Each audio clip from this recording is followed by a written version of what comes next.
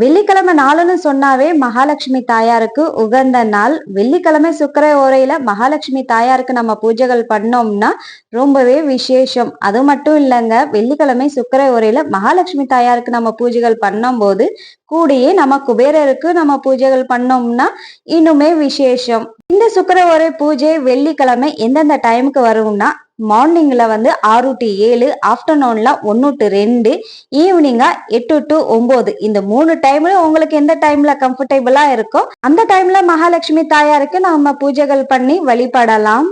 இந்த சுக்கிர ஓரையில மகாலட்சுமி தாயாருக்கு நம்ம பூஜைகள் பண்ணோம்னா அவங்களோட அனுகிரகம் நம்ம வீட்டுல என்னைக்குமே நிலைச்சு நிக்கும். எங்க வீட்டு அழகி மகாலட்சுமி தாயாருக்கு எப்பவுமே வெள்ளிக்கிழமை ஆனா ஸ்பெஷலா பூஜைகள் பண்ணுவேன். அவங்களுக்கு அபிஷேகம் பண்ணி என்னால முடிஞ்ச அலங்காரம் பண்ணுவேன். என்னோட தாயாருக்கு ரொம்ப டிஸ்டி படும். அதனால எப்பவுமே அவங்களுக்கு அலங்காரம் பண்ணும் போது இல்ல அபிஷேகம் பண்ணும் போது டிஸ்டியும் எடுத்துட்டே இருப்பேன்.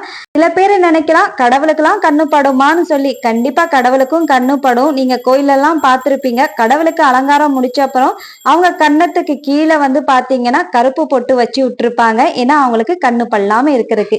இந்த வீடியோ பிடிச்சிருந்தா லைக் பண்ணுங்க, நம்ம சேனலை சப்ஸ்கிரைப் பண்ணிக்கோங்க.